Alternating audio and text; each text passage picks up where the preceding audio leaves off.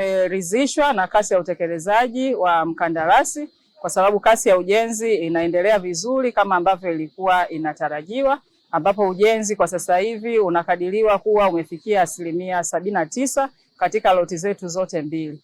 Kazi nyingi zinaendelea, ni kazi za finishing ambazo zinaendelea kutekelezwa na mradi. Kwa hiyo wito wangu kwa wadau wa mkoa wa Tanga na mikoa mingine ya jirani hapa Tanzania ni kukaa mkao wa kula, kwa sababu tunatarajia mpaka mwishoni mwa mwezi wa 4 kampasi hii itakuwa imekamilika kwa 100%, lakini tunatarajia ikifika mwezi wa 10 tutaanza kuenroll wanafunzi katika kampasi yetu hii mpya ya Tanga. Na program ambazo tumejiandaa nazo katika kampasi hii ya Tanga zitolewe katika kampasi hii ya Tanga ni zile program ambazo zinaendana na mahitaji ya mkoa wa Tanga, ambapo kuna study ilifanyika ya kujua mahitaji gani yanahitajika katika mkoa wa Tanga.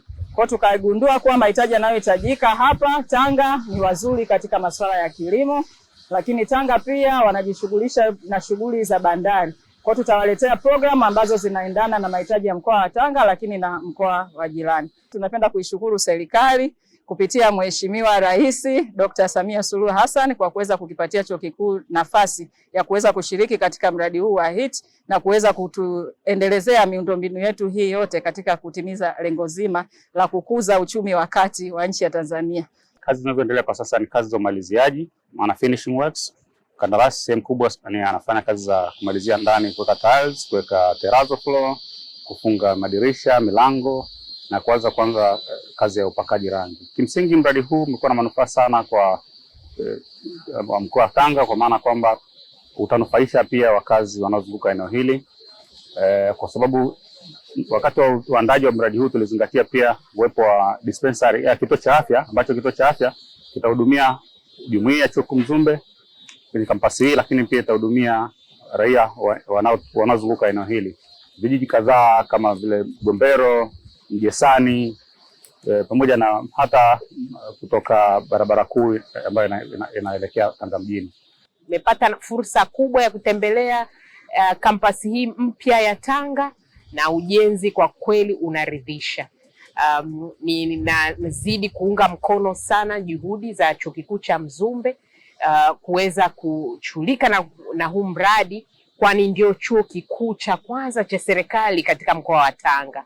Kwa hiyo tunaona shughuli za mradi ziko katika mpango uliopangiliwa na maandalizi ya chuo kikuu kwa ajili ya kudahili wanafunzi, kuweka program thabiti ziko katika hatua nzuri. Na ujenzi unaendelea huko katika hatua nzuri. Majengo ni ya kisasa kabisa katika madarasa ya kutolea taaluma, mabweni ya wanafunzi wa kike na wa kiume. Kwa hiyo kwa kweli ni ujumbe mkubwa sana uweze kuwafikia wananchi kwamba wajiandae na udahili unaokuja kwa chuo hiki kikuu cha Mzumbe katika kampasi ya Tanga ambayo iko karibu kabisa na mkoa wa Dar es Salaam, mkoa wa Morogoro, mikoa iliyozunguka yote.